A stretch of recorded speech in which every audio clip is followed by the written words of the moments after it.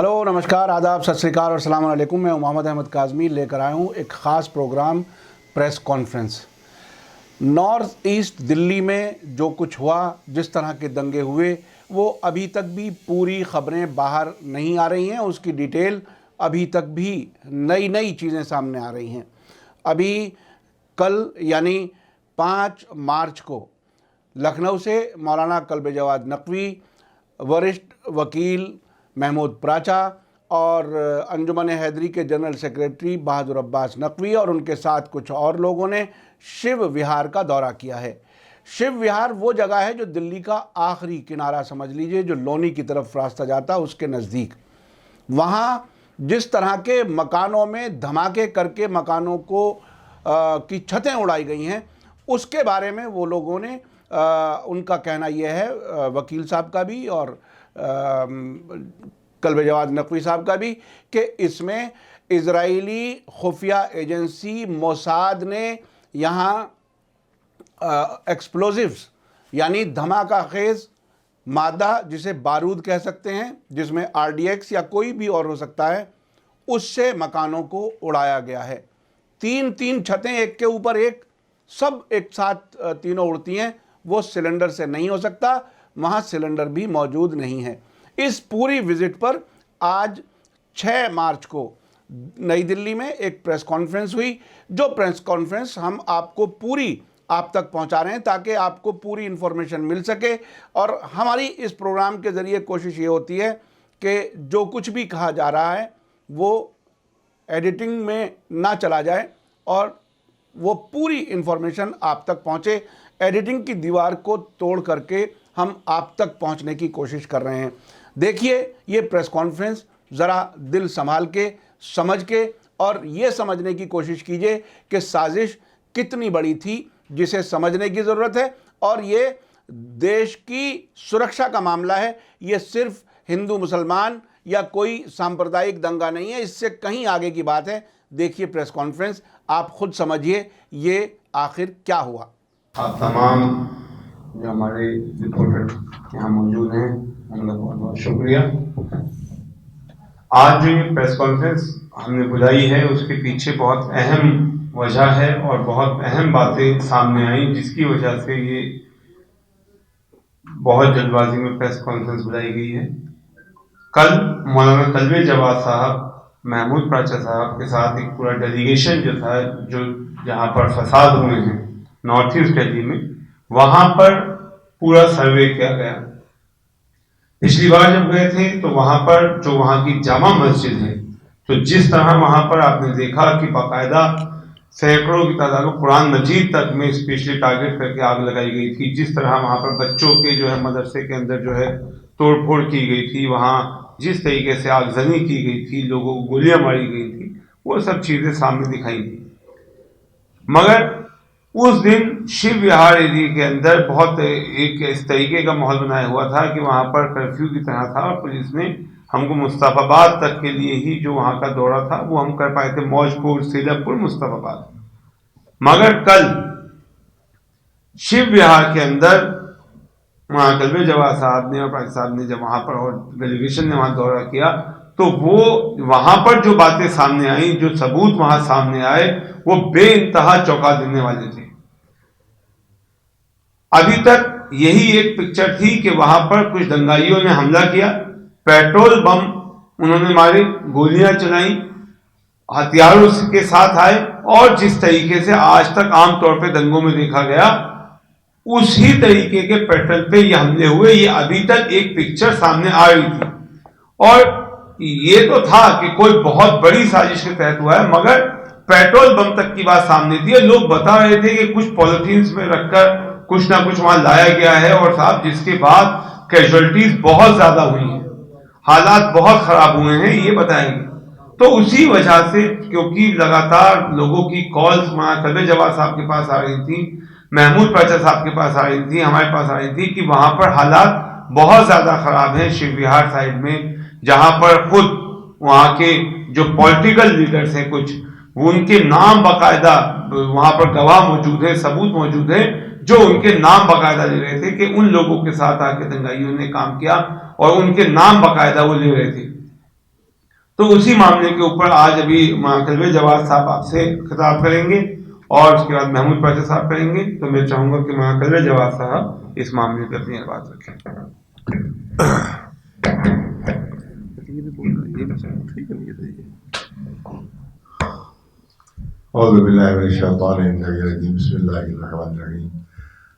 जो मीडिया हजरात यहाँ तशरीफ लाए हम उनका शुक्रिया अदा करते हैं और हम चाहते हैं कि हमारी बात हिंदुस्तान के अवाम तक और पूरी दुनिया तक आपके जरिए से पहुँचे।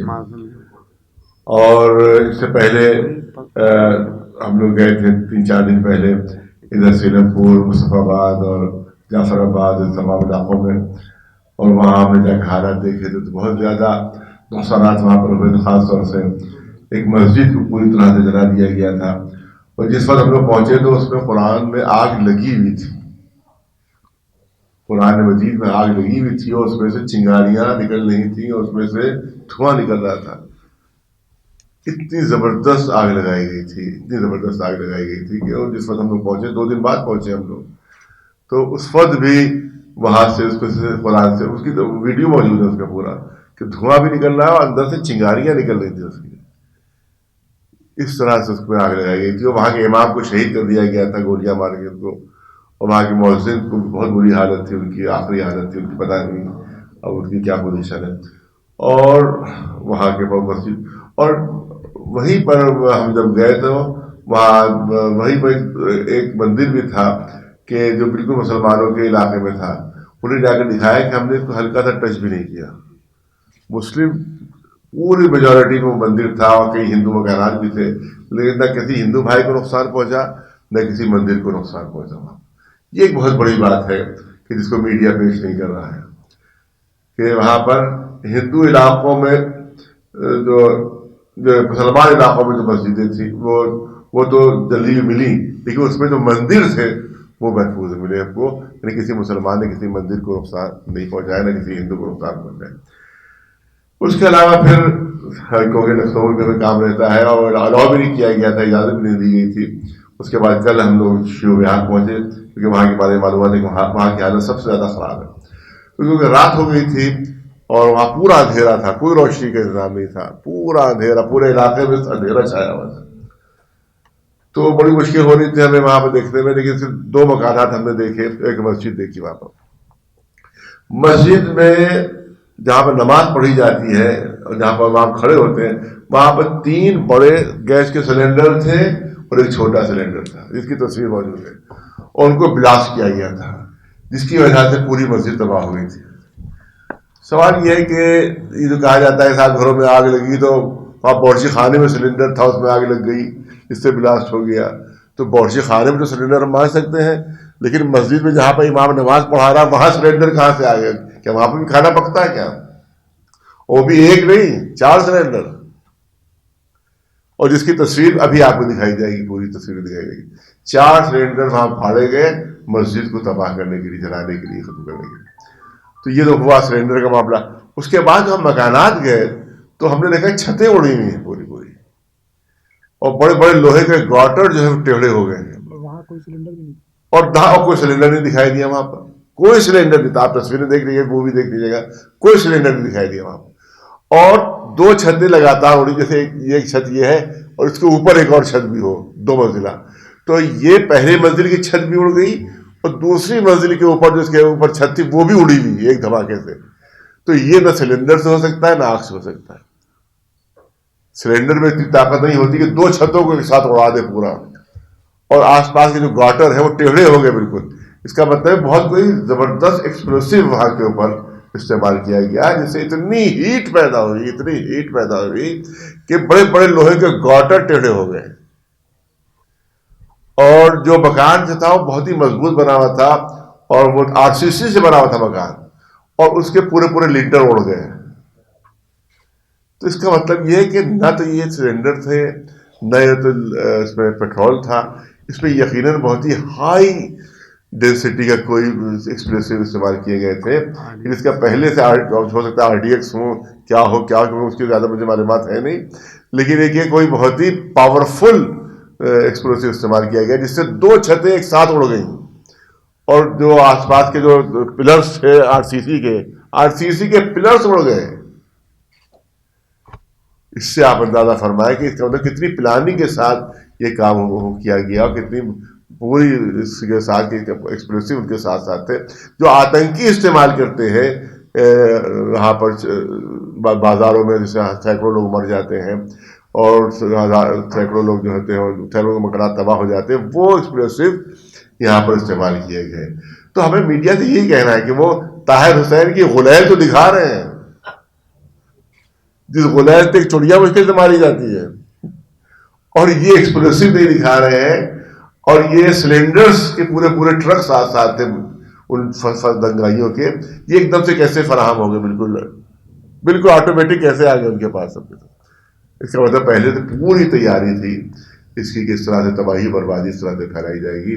ये बहुत खतरनाक चीज़ है, बहुत खतरनाक चीज़ है कि इस तरह से तैयारी करके और इस तरह से एक्सप्लोसिव जो आतंकी इस्तेमाल करते हैं वो एक्सप्लोसिव इस्तेमाल किए गए।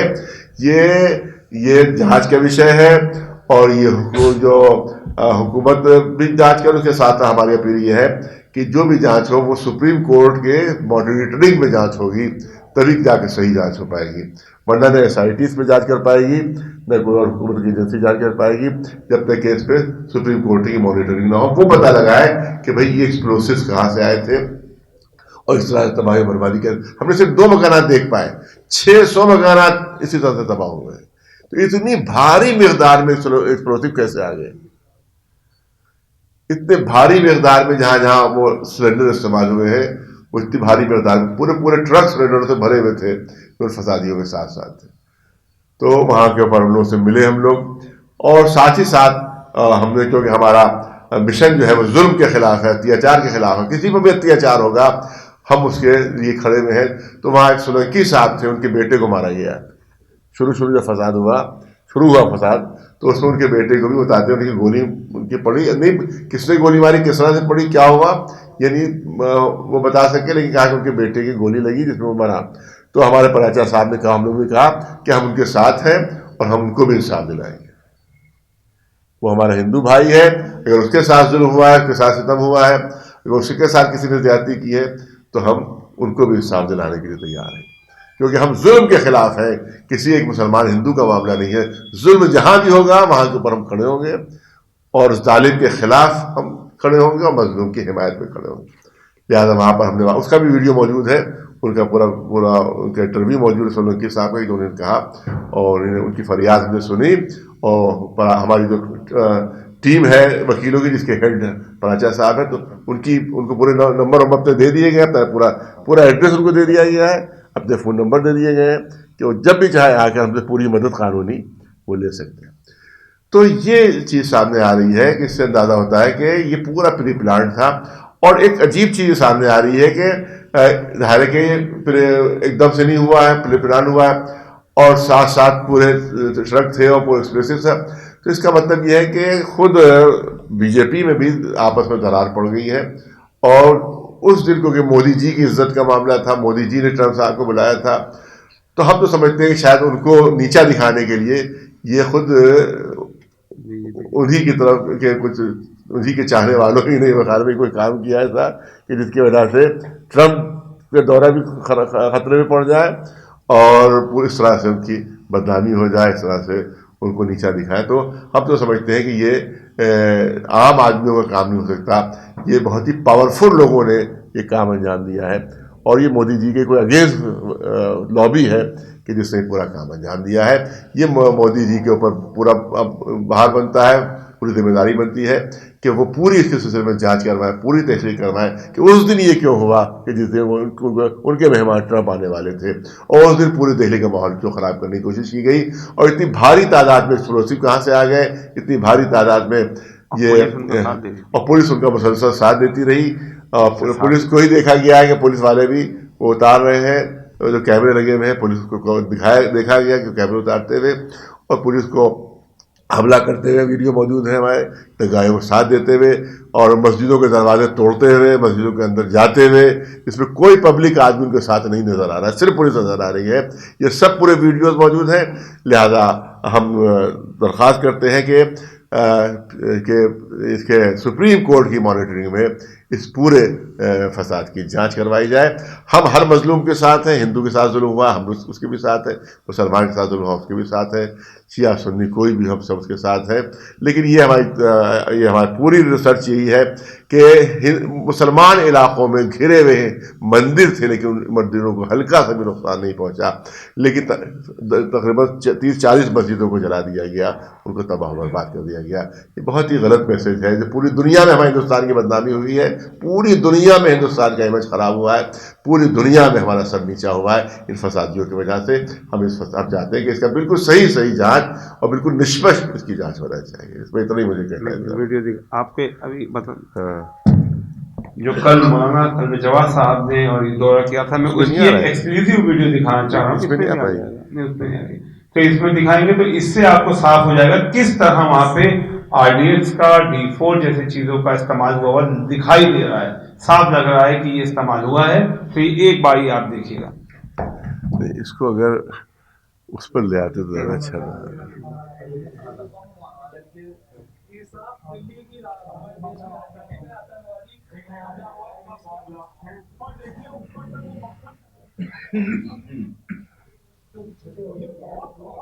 बिल्कुल आतंकी हमला जैसे नहीं होता है, जैसा अमेरिकन एम्बेसी उड़ाई गई थी।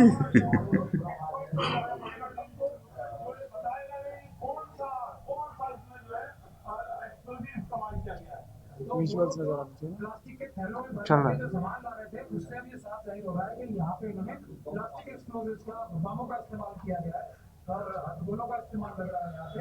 तो ये इन्वेस्टिगेशन सबसे करनी जरूरी है कि ये कौन सी आतंकवादी संगठन है जिन्होंने इस प्रकार से ये ऑर्गेनाइज तरीके से हमला किया है हमारे देश के ऊपर, और वो भारत की राजधानी दिल्ली के ऊपर हमला किया है। ये कपिल मिश्रा, ये जगदीश प्रधान, जो कुछ नाम सामने आ रहा है, नंदकिशोर जो गुर्जर है, उन्होंने जो हमले किए हैं, ये एक सीधी आतंकवादी घटना है। और जिसके तार मैं समझता हूँ विदेशी जो आतंकी जो बहुत बड़े संगठन है उनसे भी जुड़े होंगे। तो हम चाहेंगे, अब हम इसी को टारगेट करेंगे कि इसकी इन्वेस्टिगेशन बहुत डिटेल में की जाए। देखा है हमने और एक मस्जिद देखी है, और दोनों में ऐसा हो रहा है कि बम गिरा सकते हैं और इतनी बड़ी तबाही जो है वो जब आग से नहीं फैल सकती, जैसे ब्लास्ट हुआ और इतनी मजबूत छतरी हमने देखा कि उड़ी हुई है, इतनी मजबूत दीवारें टूटी हुई है, जब आग का असर नहीं हो सकता, ब्लास्ट हुआ उनके लिए वो खतरा है। और यकीन बाहर जो आतंकवादी है कोई चलने की जरूरत है, इस पर पूरी छानबीन होना चाहिए।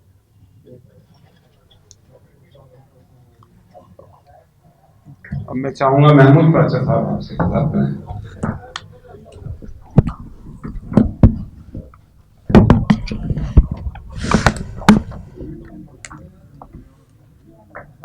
सभी पत्रकार बंधुओं का बहुत बहुत धन्यवाद कि वो इतने शॉर्ट नोटिस पे ही आ गए सब। तो मौलाना कलवी जवाद साहब ने सारी डिटेल्स आपको बताई दी हैं। इस प्रेस कॉन्फ्रेंस का जो एक बेसिक मकसद यही था कि हम लोग ये जो इतने बड़े स्केल पर दिल्ली पुलिस की पूरी मदद से जो ये राइटिंग्स हुई हैं उसके पीछे लार्जर कॉन्स्पिरेसी क्या है और उसकी असली जो नुकसान हुए हैं और असली कॉन्स्पिरेसी क्या है और उसमें कितने बड़े लेवल से साजिश, कितनी गहरी साजिश है ये और कितनी बड़ी कॉन्स्पिरेसी थी, उसके हमारे पास कल जब ये हमने वहाँ पे दौरा किया तो साफ साफ नज़र आ रहा है कि बहुत ही प्रोफेशनली घर उड़ाए गए हैं बमों से। क्योंकि घर को पूरा गिराने के लिए भी एक टेक्निक होती है, वो बहुत ज़रूरी है कि अगर घर की जहाँ पे जो खंबे होते हैं, नींवें होती हैं, वहाँ पर ही अगर एक्सप्लोसिव लगाए जाते हैं तभी पूरा घर गिरता है। इसलिए आपने देखा होगा कितनी एक्सपर्टीज से घर उड़ाए गए हैं सारे बम लगा के। ये बहुत महत्वपूर्ण बात है जिसकी इन्वेस्टिगेशन, जैसे मौलाना ने फरमाया अभी, सुप्रीम कोर्ट मॉनिटर्ड होनी चाहिए और NIA द्वारा होनी चाहिए या कोई भी स्पेशलाइज्ड इसकी टीम बने। लेकिन मॉनिटरिंग ज़रूरी है कि सुप्रीम कोर्ट के सिटिंग जज से या रिटायर्ड जज के और सुप्रीम कोर्ट की निगरानी में ही ये अगर इन्वेस्टिगेशन होगी तभी इसका कोई फ़ायदा निकलेगा। नहीं तो जैसा अब साफ नज़र आ रहा है कि दिल्ली पुलिस जो पूरी ताकत लगा के दंगा कराने पे जुटी हुई थी और दिल्ली पुलिस के सीनियर ऑफिसर्स कपिल मिश्रा साहब के साथ नज़र भी आए, DCP हैं वेद प्रकाश आर्या नाम, सूर्या नाम है उनका, डीसीपी नॉर्थ ईस्ट, वो उनके साथ खड़े होके उनकी स्पीच ही करवा रहे थे। और उसके अलावा भी कपिल मिश्रा साहब जो ट्रकों में पत्थर भर के ले गए थे, उनकी भी वीडियो है। लेकिन अब जो बाकी सबूत आ रहे हैं, तो इसका मतलब पूरी प्लानिंग से, जो कि कई लंबी प्लानिंग काफ़ी दिनों से चल रही थी, उसके तहत दिल्ली पुलिस की मदद से ये सारे आतंकवादी घटनाएं भी कराई गई हैं और ये पूरी राइटिंग भी कराई गई है। इसके लिए इन्वेस्टिगेशन करने के लिए, क्योंकि एनएसए साहब को भेजा गया, ये बहुत ही अप्रत्याशित बात थी। आज से पहले होम मिनिस्टर साहब को या होम मिनिस्ट्री को ओवररूल करके प्रधानमंत्री द्वारा ही एनएसए भेजा जा सकता है। और क्योंकि ट्रंप साहब की विजिट भी थी, तो ये जो अंतर्राष्ट्रीय मुद्दा था, एक जो इंटरनेशनल अफेयर्स का मुद्दा था, इसलिए भी एनएसए साहब को भेजा गया है। तो उस सब चीज़ों को नज़र में रखते हुए इसकी इन्वेस्टिगेशन सुप्रीम कोर्ट द्वारा ही मॉनिटर्ड होनी चाहिए। और सबूत जितने, हम लोग तो इतने एक्सपर्ट भी नहीं हैं, लेकिन साफ साफ हमें ही नज़र आ रहा है कि यहाँ बमों से हमले हुए हैं और हाई एंड एक्सप्लोजिव जो होते हैं उनसे हमला हुआ है। तो इसके लिए इन्वेस्टिगेशन एक ज़रूरी है। दूसरा ये ज़रूरी है कि ये भी इन्वेस्टिगेशन का पार्ट होगा ही अब तो, कि सरकार के अंदर ही ऐसा कौन सा सत्ता का बहुत बड़ा संघर्ष चल रहा है जिसकी वजह से ट्रंप साहब की विजिट तो एक उसको सवालों के दायरे में लाया ही गया, बल्कि पूरे देश का नाम उस समय बदनाम हुआ। जो अमेरिका से हम लोग अपनी रिश्ते बेहतर बनाना चाहते थे और जो उस दिन की जो खबरें होनी चाहिए थी सिर्फ उसी पे होनी चाहिए थी, ताकि भारत की जो भी बेस्ट छवि है वो प्रस्तुत की जा सके, ताकि इन्वेस्टमेंट्स वगैरह हो सकें, उसको भी खराब करके ट्रंप साहब की विजिट के दौरान ही इस प्रकार की जो देश की छवि खराब करने वाली राइटिंग की खबरें भी छप रही थी। तो ये बहुत ही गहरी साजिश है जिसका इन्वेस्टिगेशन ट्रांसपेरेंट तरीके से होनी चाहिए और एकदम निष्पक्ष होनी चाहिए और हाईएस्ट लेवल से होनी चाहिए। और इसके लिए हम राष्ट्रपति जी से भी कहेंगे। हमने जो हाई कोर्ट में पिटीशन डाल रखी है उसमें हालांकि अनलॉफुल एक्टिविटीज़ प्रिवेंशन एक्ट का जिक्र है ही, जो हमारी 2 कंप्लेंट्स हैं उसमें से एक में, जो अभी आज भी हियरिंग पे आई थी और अब 12 तारीख को आएगी। मगर ये सबूत हमारे पास कल ही आए, तो ये भी सबूत हम हाई कोर्ट में भी लगाएंगे। लेकिन बुनियादी बात यह है कि हम इस पर राष्ट्रपति जी से भी, प्रधानमंत्री जी से भी गुजारिश करेंगे कि ये, क्योंकि सिर्फ सीए एनआरसी का मुद्दा ही नहीं लग रहा है, अब ये देश के खिलाफ साजिश लग रही है कि, और वो सरकार के अंदर ही एक धड़े द्वारा कराई जाने वाली लग रही है। तो इसके लिए निष्पक्ष जांच होना बहुत ज़रूरी है, पूरे देश के लिए बहुत ज़रूरी है। बहुत धन्यवाद। जैसा पहली बार जब विजिट किया था, जब भी उन्होंने ये कहा था कि ये पूरे दंगे स्टेट स्पॉन्सर्ड साफ दिखाई दे रहे हैं, कि पुलिस जिस तरह रोल अदा कर रही थी, जिस तरह सब हो रहा था, कल जिस तरह देखा गया कि सबसे बड़ी बात कि बॉम्ब ब्लास्ट के बावजूद पुलिस ने अभी तक एनआईए टीम नहीं भेजी है वहां पर, किसी तरीके की बाकायदा पिछले 1 हफ्ते से वहां किसी को जाने नहीं दिया गया। तो सबसे बड़ी बात यह है कि उस 1 हफ्ते के अंदर उन बॉम्ब ब्लास्ट के, उस आरडीएक्स के पर्टिकुलर, उस B4 वगैरह जो भी इस तरीके की घटनाओं में इस्तेमाल होते हैं ये चीजें, उनको क्या वहां से सफाई का काम किया गया, वहां सबूत हटाए गए, ये भी इन्वेस्टिगेशन होनी बहुत जरूरी है कि वहां पर पिछले 1 हफ्ते तक किसी को जाने क्यों नहीं दिया गया। जब वहां पर एक आतंकवादी घटना हुई थी, जब वहां पर आतंकियों ने बाकायदा, जो भी संगठन इसके पीछे था, वो आरएसएस था या और कोई संगठन, आरएसएस का नाम तो खुलेआम के सामने आ ही रहा है, आरएसएस के साथ और कौन कौन से विदेशी आतंकवादी संगठन इनके साथ मिले हुए थे जिन्होंने ये आतंकी घटना को अंजाम दिया है। जिस जगह की हम बात कर रहे हैं, बाकायदा हमने घरों में देखे 3-3 छत उड़ गई है। कोई तरीका ऐसा नहीं है जब तक इसमें हाई एंड क्वालिटी के और मोस्ट स्पेशलिस्ट जो लोग होंगे इसके अंदर, जो क्रिमिनल्स हैं और टेररिस्ट ग्रुप्स हैं इंटरनेशनल, उनके इन्वॉल्वमेंट के बिना इस तरीके की घटना अंजाम नहीं दी जा सकती थी। यह खुद हमने अपनी आंखों से 1 हफ्ते बाद जाकर देखा है। तो इसके अंदर अब हम यहां से यही डिमांड करेंगे, जैसा वहां कर जवाब साहब ने भी कहा कि सुप्रीम कोर्ट की मॉनिटरिंग कमेटी बने, मगर इमीडिएटली जब तक ये चीज हो रही है, इमीडिएटली हम यहीं से अभी रिक्वेस्ट करेंगे कि एनआईए की टीम्स को और उनकी सब टीम्स को इमीडिएटली वहां का रुख करना चाहिए और उन सबूतों को और उन जगहों को कार्डन ऑफ कर देना चाहिए, ताकि और उन सबूतों के साथ छेड़छाड़ ना हो सके, क्योंकि ये आतंकी आज भी इस टाइम भी एक्टिव है। ये लोग चुप नहीं बैठे हैं। आज से 2 दिन पहले भी एक बच्चा गया है, 3 पहले उसको वहां पर मार दिया गया है। तो ये आतंकी गुट वहां पर पैर पसार चुके हैं और जो हर मिनट हर वक्त अपने सबूत मिटा रहे होंगे। तो ये वक्त ऐसा है जिस टाइम एक इमरजेंसी की सिचुएशन है और हम यहाँ पर ये डिमांड करेंगे कि इमीडिएट इफेक्ट से जो भी हमारी दिल्ली क्राइम ब्रांच टीम है, जो स्पेशल सेल है जो बॉम्ब ब्लास्ट को इन्वेस्टिगेट करती है, एनआईए है, ये तो फौरन जाके कार्डन ऑफ कर दे जब तक सुप्रीम कोर्ट के कोई मॉनिटरिंग करने के लिए कोई जजेस नहीं आते हैं। मगर ये बहुत जरूरी है कि इस पर इमीडिएट काम हो।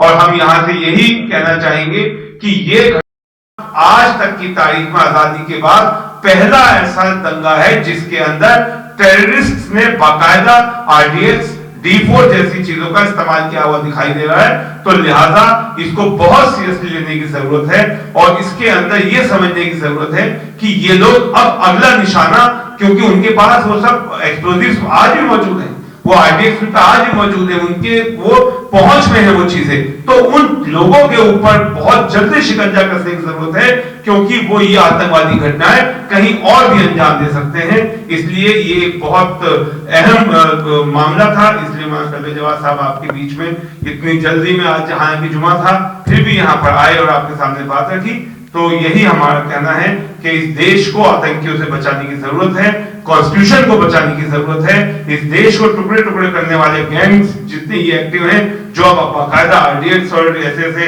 एक्सप्लोजिव्स इस्तेमाल कर रहे हैं, उनके ऊपर शिकंजा कसने की जरूरत है। यही हमने कहने के लिए आपको बुलाया था। शुक्रिया। एक जुमला हम करें, देखिए आतंकी तंजीमों से ये ना हो कि घुमा दिया जाए कि साहब इसमें कोई तालिबान शामिल थे या कौन शामिल थे, या ये भी घुमा दिया जा सकता है कि साहब ने कहा कि सब सारे बंदे तो ये मतलब नहीं है कि तालिबान, बल्कि क्योंकि मुसलमानों को घरों को उड़ाया गया तो हमारा आतंकी तंजीम मुराद ये है कि जो इसराइल के जरिए से आतंकी तंजीमें चल रही हैं, जो अमेरिका के जरिए से आतंकी तंजीमें चल रही हैं, वो शामिल हो सकते हैं।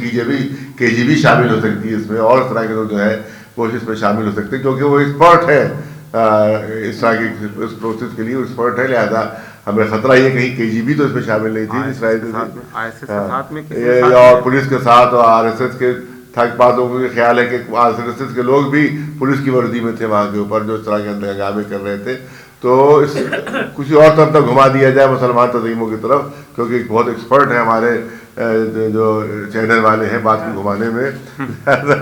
ये पहले क्लियर कर दिया जाए कि इससे मुराद इसराइल की तंजीम है, इसके मुराद अमेरिका की तंजीम है, इसके मुराद जो मुसलमान दुश्मन तंजीमें हैं वो मुराद है। इसके मेरा एक पॉइंट मैं कहना चाहूँगा, बिकॉज एवरीबॉडी इज लिसनिंग, मैं भी थोड़ा अथॉरिटी एक्सप्लोजिव्स के ऊपर, आप लोगों ने वहाँ ये देखा था क्या जब दरवाजे से इंटर हुए हैं तो क्या बोरे थे दरवाजों पे, क्योंकि ये प्रेशर चार्ज होता है। अगर आप बारूद नीचे रख दें और सारे चारों तरफ से बंद कर दें तो छत उड़ जाएगी, तो इनको प्रेशर चार्ज बोला जाता है।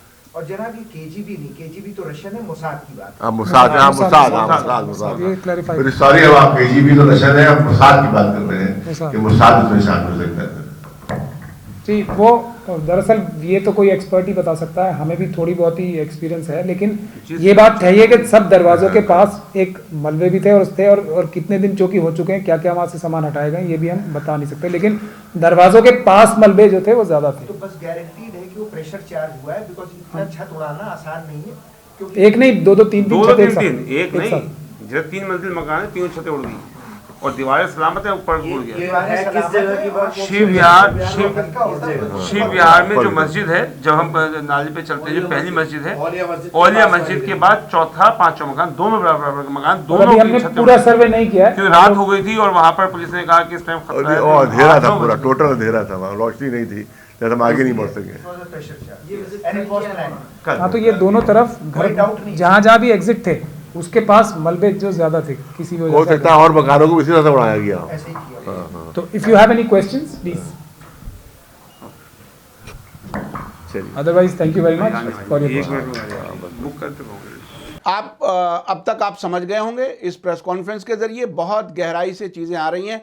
अभी इसके बाद भी कुछ नई चीज़ें आएंगी, हम उसके साथ आपके सामने फिर हाजिर होंगे। इसी के साथ मुझे दीजिए इजाज़त। धन्यवाद, शुक्रिया, जय भारत, जय हिंद। मीडिया स्टार वर्ल्ड के और वीडियो देखने के लिए हमारे चैनल को सब्सक्राइब करें और सीधे नोटिफिकेशन पाने के लिए बेल आइकन दबाएं। और अगर हमारी खबर सच्ची और अच्छी लगे तो अपने व्हाट्सएप, इंस्टाग्राम, फेसबुक और ट्विटर अकाउंट पर ज़रूर शेयर करें।